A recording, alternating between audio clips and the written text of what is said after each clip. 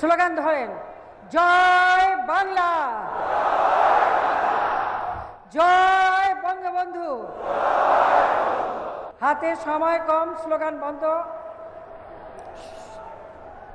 সব স্লোগান বন্ধ। সবাই বসেন বসেন। আওয়ামী লীগ এবং সহযোগী সংগঠনের নেতৃবৃন্দ, কর্মী ভাইরা,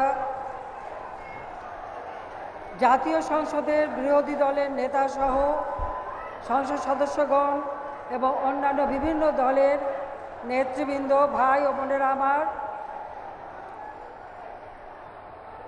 কূটনৈতিক মিশনের সদস্যবৃন্দ, এক স্লোগান বন্ধ, স্লোগান বন্ধ, স্লোগান বন্ধ। হাতে সময় কম, স্লোগান বন্ধ, সব স্লোগান বন্ধ। সবাই বসেন বসেন। ধন্যবাদ। স্লোগান ধরেন, জয় বাংলা,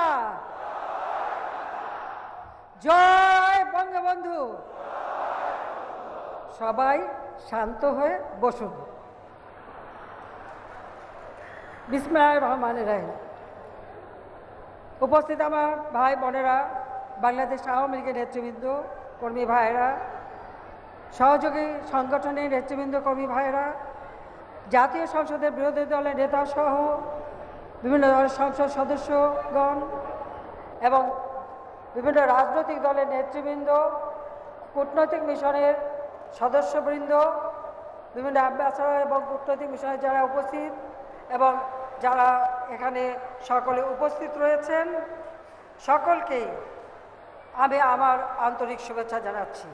আপনাদের এখানে যারা উপস্থিত তারা ছাড়াও বাংলাদেশে শুভানুধ্যায়ী এবং বাংলাদেশের বিভিন্ন আমাদের নাগরিকরা, আওয়ামী লীগ সহ যারা স্বাধীনতা চেতনায় বিশ্বাসী, যারা এই প্যান্ডেল ছাড়াও সমগ্র বাংলাদেশের গ্রামে গঞ্জে ছড়িয়ে আছেন এবং প্রবাসে যারা বাঙালিরা আছেন, আমি তাদের প্রতিও আমার আন্তরিক শুভেচ্ছা জানাই।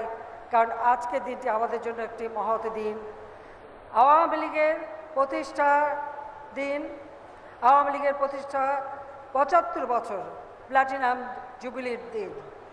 এই দিন আমি আপনাদের সবাইকে আন্তরিক শুভেচ্ছা জানাচ্ছি।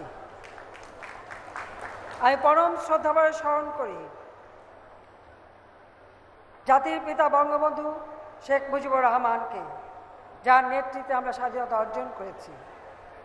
আমি শ্রদ্ধা জানাই আওয়ামী লীগের প্রতিষ্ঠাতা সভাপতি মাওলানা ভাসানীকে এবং প্রতিষ্ঠাতা সাধারণ সম্পাদক শামসুল হকের প্রতি। শ্রদ্ধা জানাই গণতন্ত্রের মানুষ পুত্র হোসেন শহীদ সোহরাওয়ার্দীর প্রতি। আমি শ্রদ্ধার সাথে স্মরণ করি বাংলাদেশ আওয়ামী লীগের এবং সহযোগী সংগঠনের নেতৃবৃন্দ, বাংলাদেশের মানুষের সেই ভাষা আন্দোলন, অধিকার আন্দোলন, স্বাধিকার আদায়ের আন্দোলন, মহান মুক্তিযুদ্ধে যারা জীবন দিয়েছেন তাদের প্রতি।